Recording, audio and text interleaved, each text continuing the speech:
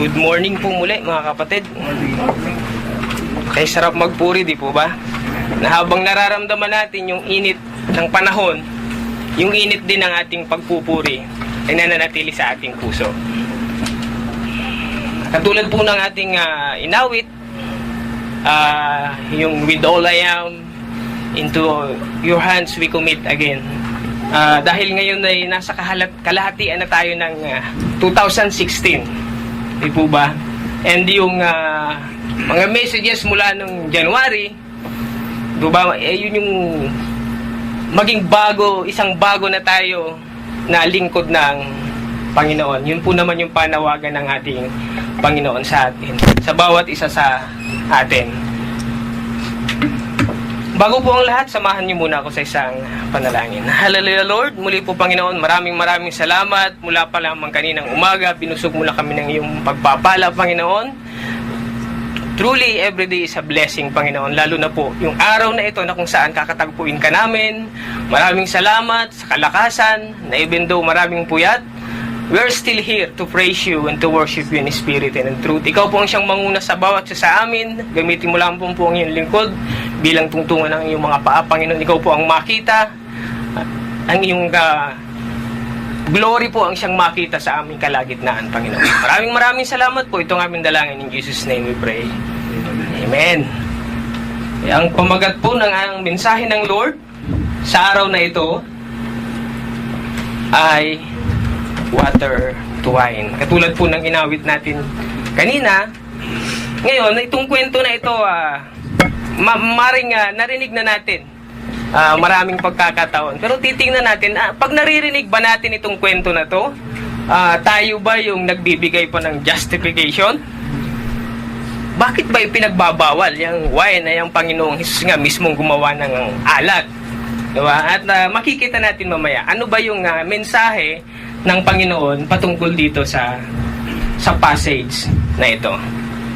So, sasagutin po natin sa araw na ito yung mga tanong na when, where, what, how, and why. Yun po yung sasagutin natin at i-dig deeper natin. Ano ba yung bakit kailangan gumawa ng Panginoon ng mga ganitong miracle sa pagkakataon na yun, sa panahon na yun. At ang una po, number 1, sagutin natin yung when and where Jesus did this miracle. Sa John 2:1-2, on the third day, there was a wedding in Cana of Galilee, and the mother of Jesus was there, and both Jesus and his disciples were invited into the wedding. And dito po sa mga pagkakataong ito yung unang pagtawag dun sa mga first converts o yung mga unang disipulo na tinawag ng ating Panginoon. Mababasa po natin sa John 35-37, again the next day, bago po itong tagpo na ito, again the next day, John was standing with two of his disciples, and he looked at Jesus as he walked, and he said, "Behold, the Lamb of God." The two disciples heard him speak and followed Jesus. Si John the Baptist po yung tinutukoy na John dito. And ang unang tinawag, ang unang disciple na lumapit sa ating Panginoon, that was John the Beloved and Andrew.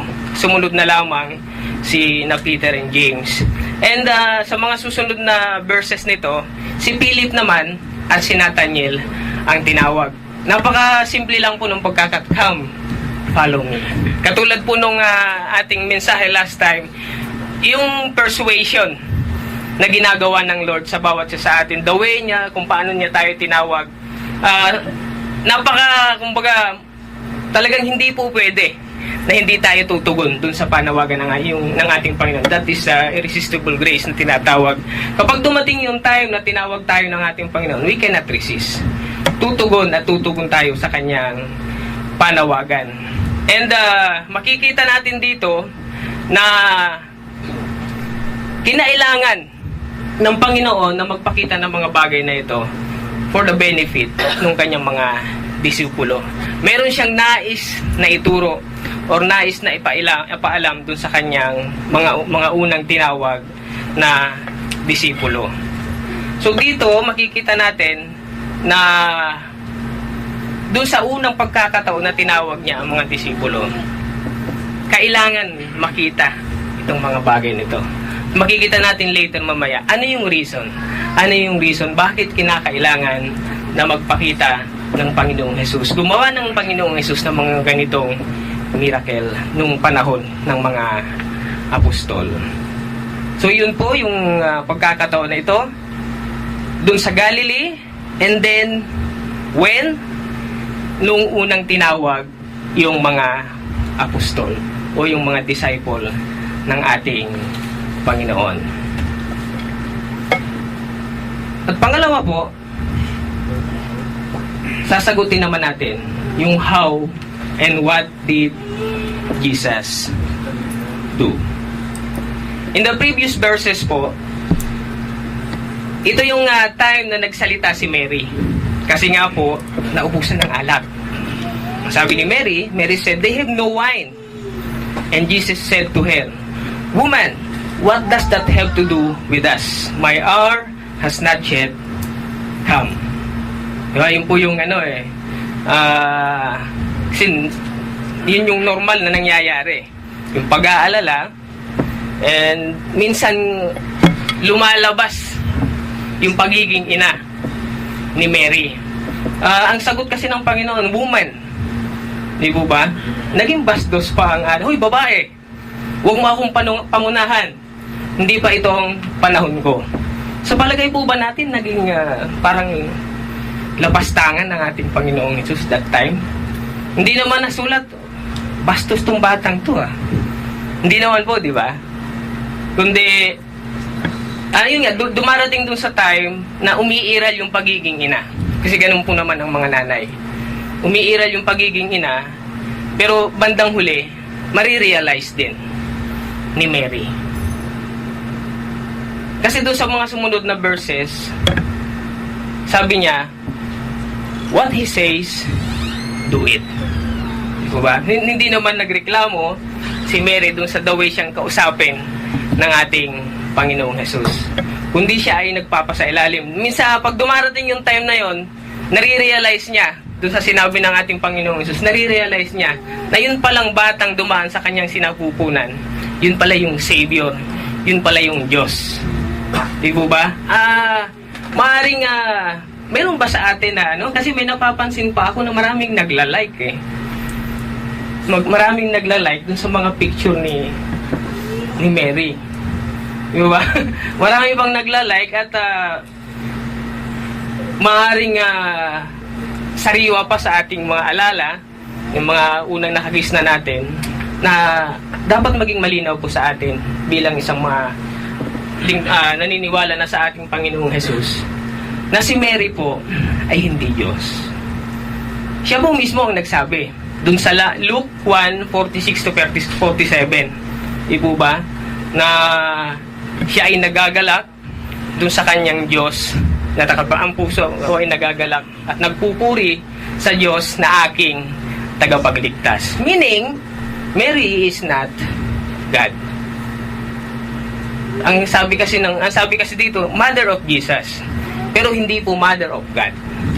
Kasi ang Diyos po ay walang ina. Kumbaga, si Jesus in the flesh, si Mary yung ginamit ng Lord para dumaan sa kanyang sinapupunan.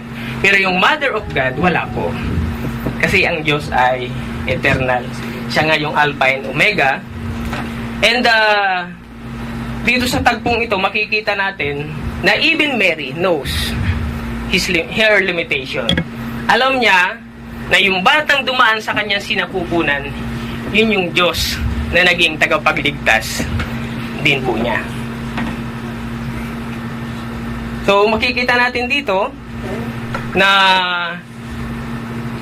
tunay nga na malinaw na ipinakikita ng mensahe sa pamamagitan nitong mga verses na ito na Mary is not God. Di po ba? Pinagpala siya. Marami mga mensahe na tayo narinig. Siya ay tao rin na katulad natin. Ang kaibahan lang pinagpala siya. Siya yung pinili ng Diyos upang sa Kanya dumaan, sa sinapupunan niya dumaan yung Savior, yung Diyos na ating tagapagligtas. Dito sa John 2 verses 7 to 8, dito naman natin makikita how did Jesus do the miracle. Ang sabi doon sa 2:7 to 8, Jesus said to them, doon sa mga servants, "Fill the water pots with water." So they filled up to the brim, and he said to them, "Draw some out now and take it to the head waiter." So they took it to him. As we can see, mga kapatid, napakasimple po yung the way na ginawa ng Panginoong Hesus, yung miracle. It's so simple but true. Sa ngayon po, maraming mga false preacher. Kasi nung last Friday po, nalinawan kami nung pinanood namin. Talagang ang nakakalungkot, napakaraming followers. Na even though mali na yung itinuturo, marami pa rin naniniwala. Nakakalungkot. Kasi ito, sa kaparaanan ng ating Panginoon, napakasimple. Hindi siya gumagawa ng, sabi nga, maraming mga pakulo, maraming rikutitos na tinatawag. Yung iba, napanood namin last Friday, merong mga lumalakad sa pera. Habang pagkatapos nung pagpapagaling ko nung lumalakad sa pera, inaapak-apakan yung pera upang lalo pang magbigay yung kanyang mga follower. At hindi po yan ang kaparaanan ng ating Panginoon. May iba naman, kasi nga yung papuri na pupunta sa kanila, dun mismo sa tao, dun sa leader mismo ng isang simbahan kuno. And makikita natin, kung sabi nga ni Kuya Eric palagi, kung magiging mapagmatsyag lamang tayo, na maging bereyan, sabi nga, na hindi basta-basta tayo naglalike. Na hindi, kung maraming member, yun yung tunay. Maging mapagmatsyag, hindi ko rin naman sinasabi na pagkukunti, yun din yung tunay. So maging mapagmatsyag tayo, maging mapanuri, na kung yung bang ginagawa, ay pasok pa sa sinasabi ng Biblia. Alang nakakalungkot, yung iba may sariling eroplano, may sariling paliparan.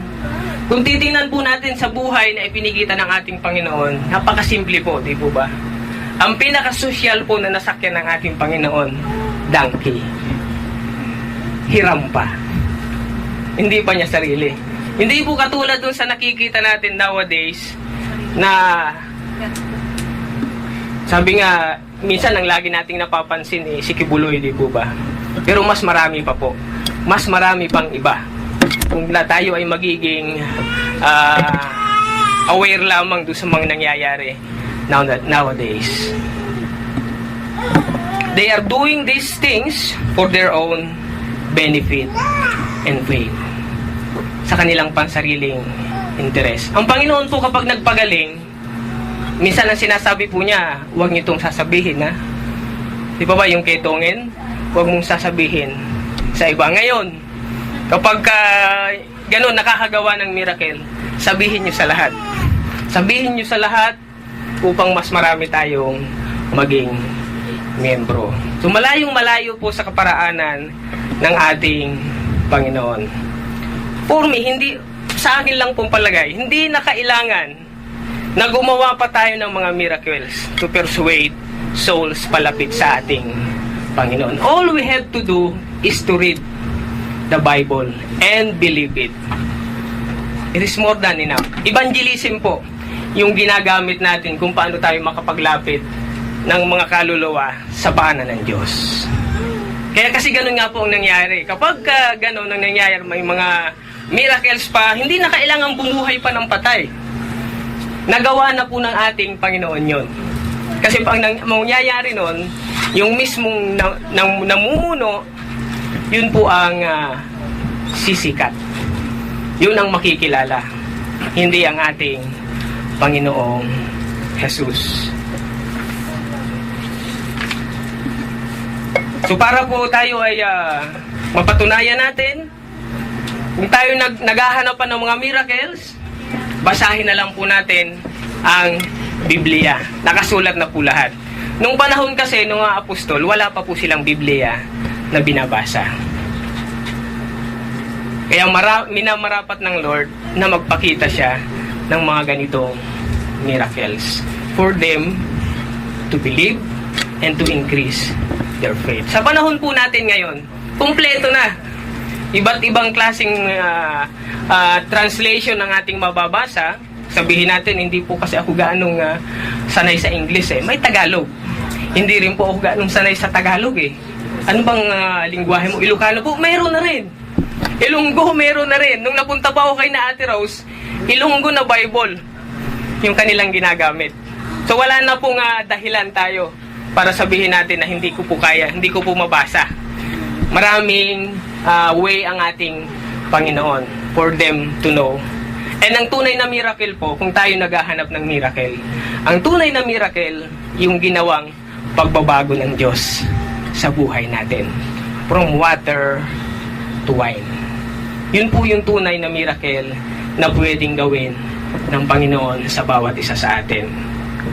At yun yung the best din na kaparaanan how to evangelize. Ang Panginoon, di po ba, sinasabi niya palagi na kahit di nyo na paniwalaan yung aking mga sinasabi, tingnan nyo na lamang yung aking mga ginagawa. Ganon din po naman sa atin. Pero kung magagawa natin na ma-memorize or ma-memorize natin yung mga verses at nakikita pa rin sa buhay natin, mas mainam. Mas mainam po na gamitin natin sa paglalapit ng kaluluwa sa paanan ng ating Panginoon. So yun po yung unang apat na tanong. When, where, why, and what did Jesus do in showing His miracle? Ngayon, dito po tayo ngayon. Why did Jesus this miracle? At dito po marami ang nami-misunderstood itong passage na to. Tulad po ng nabanggit ko kanina, ito yung ginagawa ng mga taong mahilig uminom. Katulad po ng nasabi ko kanina, bakit ba ipinagbabawal? Ang Panginoong Hesus nga ay gumawa din naman ng alak. Ang nakakalungkot pa, Kristiyano ng naturingan. Kung unbeliever po, okay lang. Mauunawaan pa natin. Pero kung believer na at ganyan pa rin ang katawiran, there is something wrong. At doon na pumapasok yung maraming justification. Okay lang naman. Ang sabi kasi sa medical gamot yan eh. Gamot naman ng wine. Diba? Ang sabi ng Lord, through Apostle Paul, kung yung gagawin mo, alam mo magiging katistisurang ba to, sa iba, sa kapatiran, do not do it. Pwede mo bang ikatwiran pagpunta mo sa bahay ng pastor? O pastor, mayroon ka palang black label dyan sa estante. Kapatid, display lang yan. Pwede bang ikatwiran? Di ba? Hindi. Magiging katitusuran pa. Yung sa imbes na lalong umangat yung pananampalataya ng kapatid dahil nag-uumpisa pa lang, lalong bumagsak. Diba? At yun yung nakakalungkot. And sa Proverbs 20 verse 1, makikita natin dito, wine is a mocker, sabi dito, strong drink a brawler, and whoever intoxicated by it is not wise. Ang sabi po sa Tagalog, kahangalan ang magpakalulong dito. Sa Ephesians 18 din, sinabi, and do not get drunk with wine, for this is dissipation.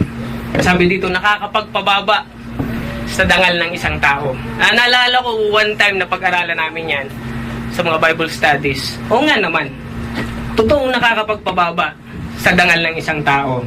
Halimbawa, yung principal mo, nung nalasing, nakita mo sa may outpost, hindi na halos makagulapay. Ano ngayon yung Nawala. Bumagsak yung kanyang naturingang principal. Si sir, tingnan mo. Lalo na kung naturingang Kristiyano. Tapos ganun ang itsura mo, di po ba? Nakakahiya. Nakakahiya sa Lord. Nakakahiya sa Panginoon. Ang nais po ng Panginoon,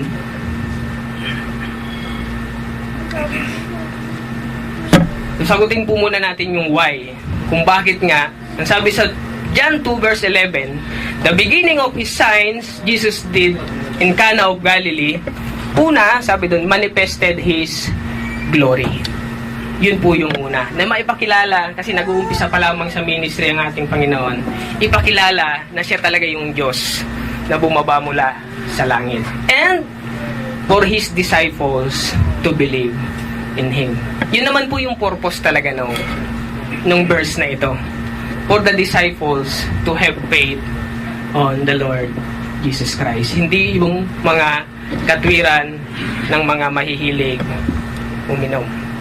Kung tayo raw po, imbes na tayo ay magpakalasing sa inuming nakakalasing, dapat nating gawin ang sinabi sa Ephesians 5:18b. Ang sabi dito, hanggang 19, but be filled with the Spirit, speaking to one another in psalms and hymns and spiritual songs. Ito po. Making melody with your heart to the Lord. Yun po ang nais ng Panginoon sa atin. Maging babad sa gawain ng Panginoon. May kanta nga po, babad.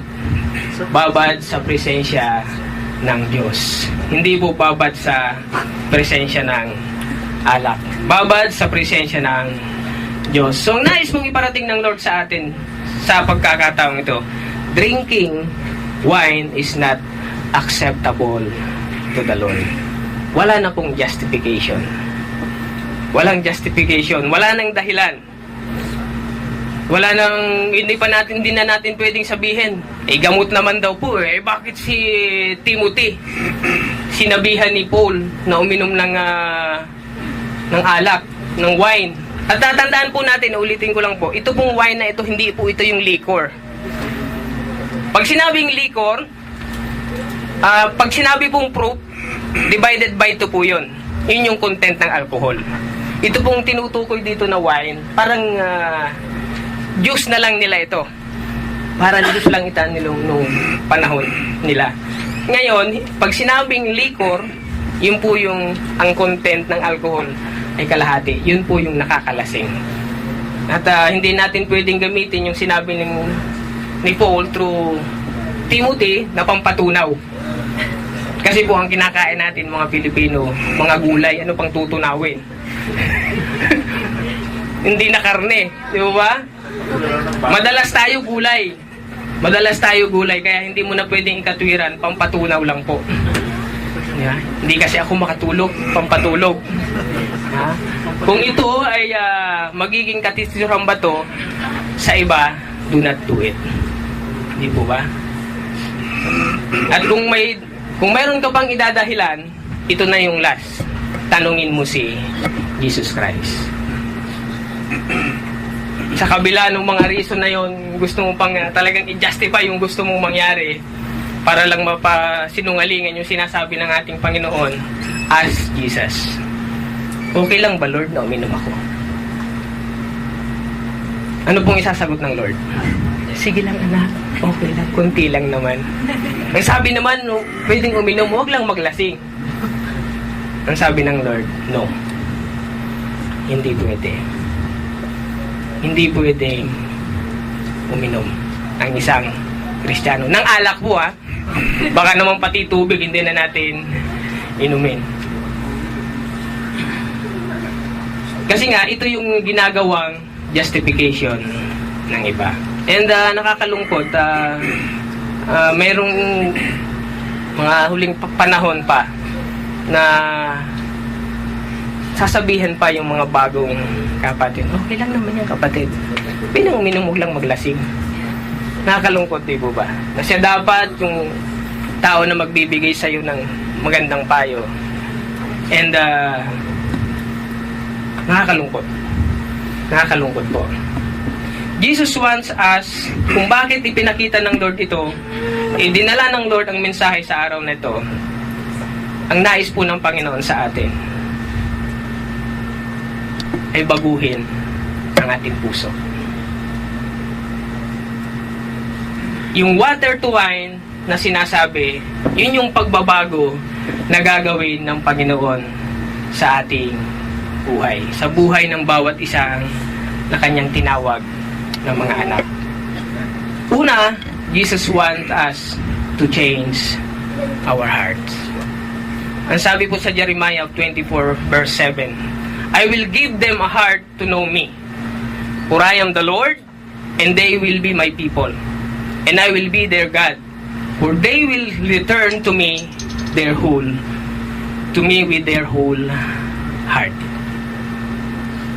Nung tayo po ay na-persuade ng ating Panginoon na sumunod sa Kanya, katulad ng mga unang tinawag niya, last message, yung mga sina Abraham, lahat po, hanggang dun sa mga apostles, hindi po tayo tinawag ng Lord upang manatili tayo kung sino tayo noon. Meron siyang nais na mangyari sa buhay natin bilang isang Kristiyano. Lahat ba tayo ngayon nakapokus ang puso sa Lord?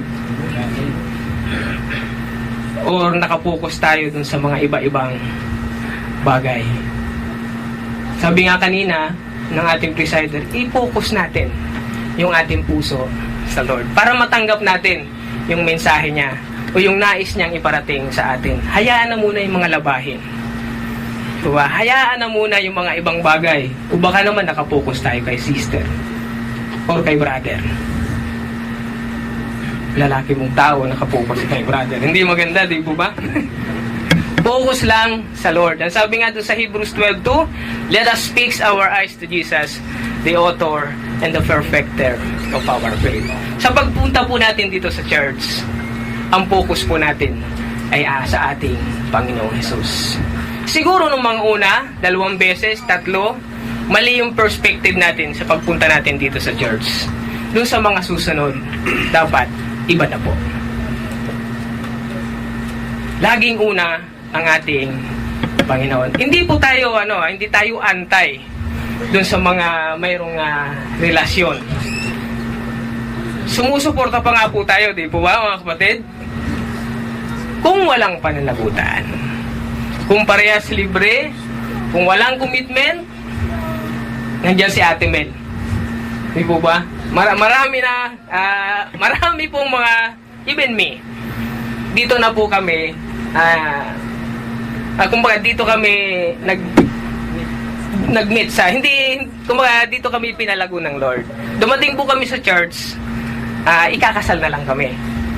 Pero maraming salamat. Yung mga kapatiran siyang tumulong, nagpaalala, ganito, yung tamang pagpapamilya, and yung biblical way po na pagtaguyod ng isang pamilya, yun po yung napakaganda. And me personally, naranasan ko po yan. Yung mga payo ng mga naabutan ko ng mga leaders na hanggang ngayon nandito pa rin, yun po yung nagamit namin para mapalaki yung aming anak ng nasang ayon. And katulad po ng nag-usap nga kami ni Kuya Jomar kagabi nung sinundo niya ako. Kuya, ganyan din po yung gusto ko. Na kapag nagkaroon na kami ng anak ni Ate Roxanne, in the way na, yung plano, di po ba? And yun naman po yung biblical na sinabi ng ating Panginoon.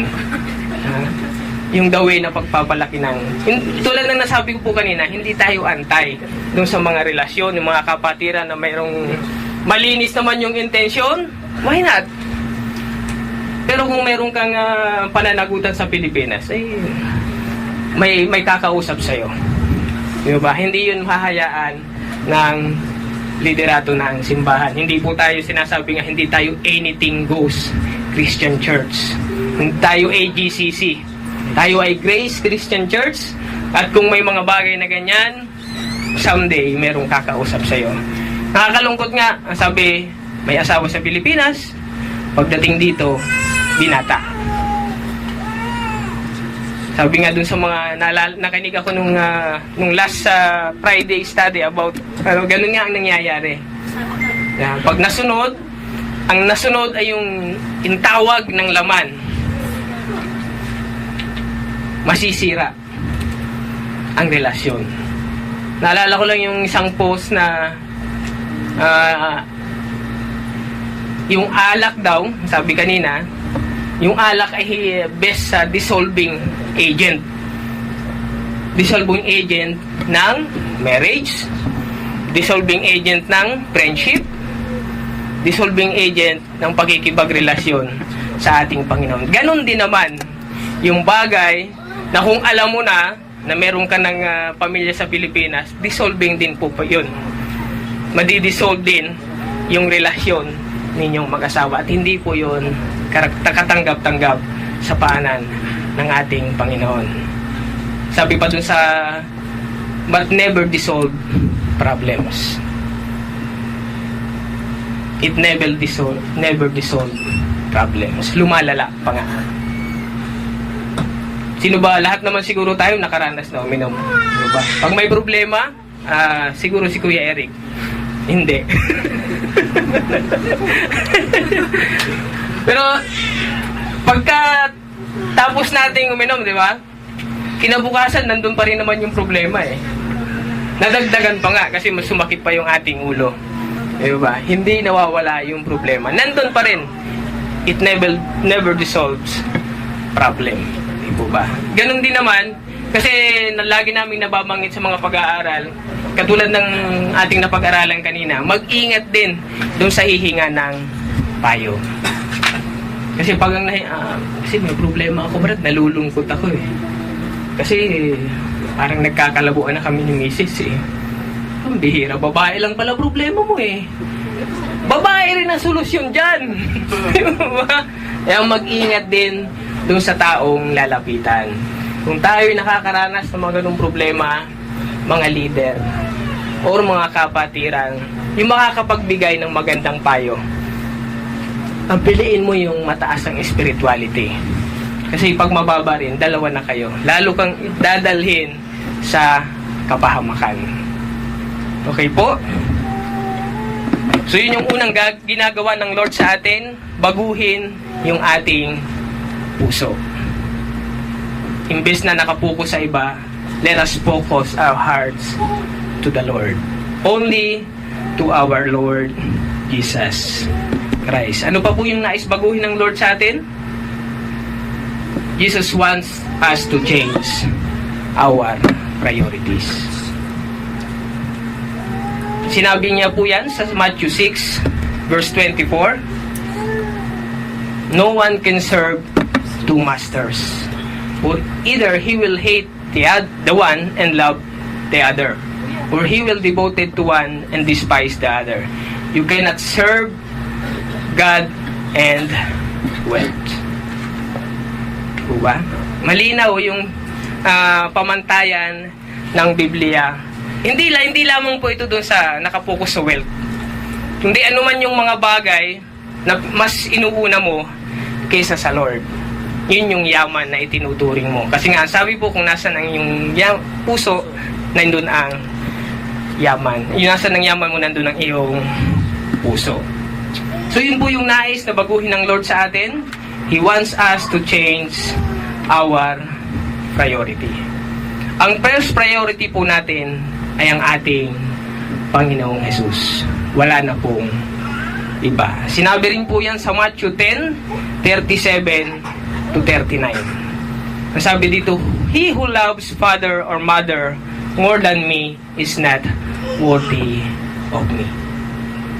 Ang Biblia po ang nagsabi nun. And he who loves sons and daughters more than me is not worthy of me. Idagdag pa natin, ang sino mang nagmamahal sa kanyang sarili, he is not worthy of me.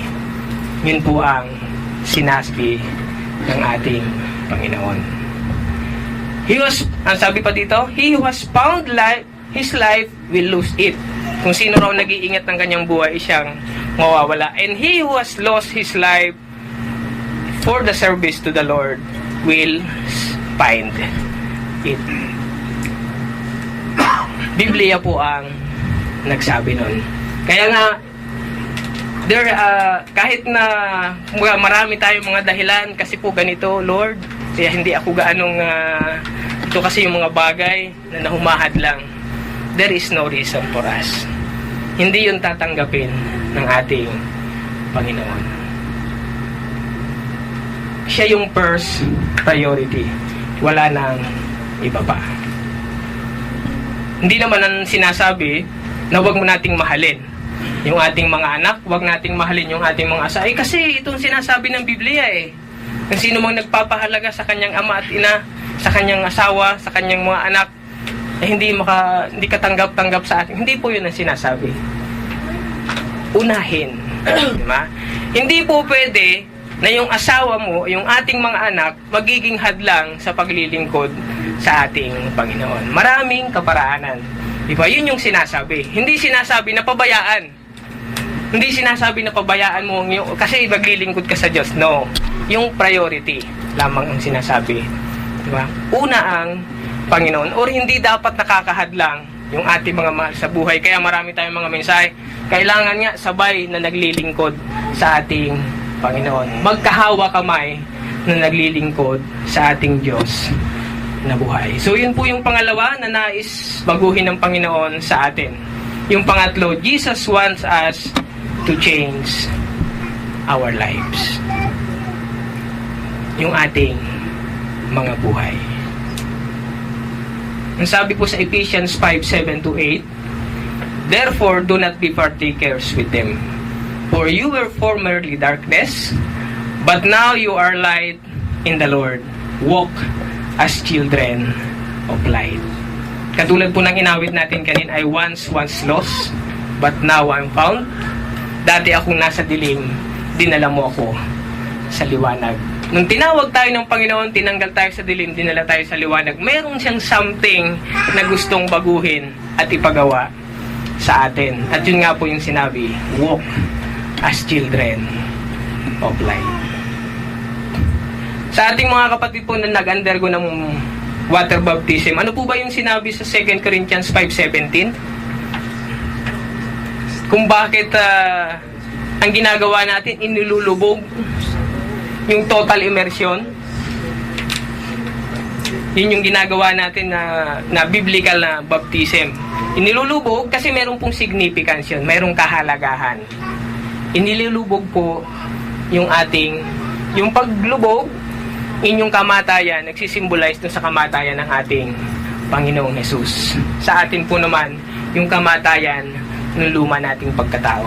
At yung pag-ahon, yun yung pumuling pagkabuhay ng ating Panginoon. At sa atin naman, yung pagkakaroon natin ng panibagong buhay sa piling ng Panginoon. Sabi doon, therefore, if anyone is in Christ, he is a new creation. The old has gone, the new has come. Ang sino mang nakipag-isa na kay Kristo ay isa ng bagong nilalang. Wala na yung lumang pagkatao, siya ay bago na. Yun po yung nais ng Lord. Kaya niya ipinakita yung miracle na ito, ganun niya tayo babaguhin. From water to wine. Hindi po yung para ma-justify na pwede naman palang uminom. No. Yun po yung mensahe ng Lord sa mga passages na ito. Tulad po ng nasabi ko kanina, dun sa awit, into your hands I commit. Again, nasa mid-year na po tayo ng 2016. Mayroon na ba na nabago dun sa mga dati nating ginagawa? Natapos po natin yung study about dun sa mga etiquettes, di po ba? Natapos natin, naririnig natin kung hindi man tayo nakadalo, hindi natin nakabutan yung pag-aaral, nandun po nakapost sa ating group yung mga ipinopost ni Kuya Eric ng mga MP3s. At maririnig din po natin doon. So ang tanong, doon sa mga etiquettes o doon sa mga ethics na ating natutunan, kahit pa paano ba, may nabago na doon sa mga bakat dapat baguhin sa ating buhay bilang isang Kristiyano. We know our flaws. Walang excuse, di po ba? Lahat tayo ay nakakagawa ng mali sa paanan ng Panginoon. Pero ang kaibahan, we are Christians. Nandun yung lagi niyang pagtutuwid sa atin, laging pagpapaalala. Ang sabi nga, may nangyari ba dun sa mga ethics or mga etiquette na ating natutunan? Or we are still focused dun sa mga etik? Sa mga ethics. Diba? Alam niyo po ba yung kwento ng etik? Kasi every time na niyaya, sama ka sa gawain, Brad. Walang mag-aalaga ng mga etik, Brad eh. Mga 3 beses. Brad, pwede ka na. Brad, pasensya ka na. Walang mag-aalaga ng mga itik eh. Ay nagkaroon ng rapture. Lord, bakit mo po ako pasama? Anak, walang mag-aalaga ng mga itik. Yun po yung kwento ng itik. Ang tanong, may nabago na ba? Diba? Or are we still focused doon sa mga itik ng ating buhay? Yung mga bagay na mas pinapahalagahan natin kesa sa Diyos. After natin napag-aralan, and we know na lahat tayo ay nakarelate dun sa mga pag-aaral na yun. Marami po talaga tayo mga flaws na dapat unti-unting binabago. Lahat tayo. Even nandito tayo, we are in the flesh po eh. Nandito pa tayo sa lumang sisidlan. Di po ba? Kaya napakahalaga yung mga pag-aaral na ginagawa natin, yung paalalahanan na ginagawa natin for us to change. At ito po yung mga paalala na ginagawa ng Lord sa atin. Every pag-aaral, every messages na ating maririnig. So, do not focus dun sa mga etik, mga kapatid.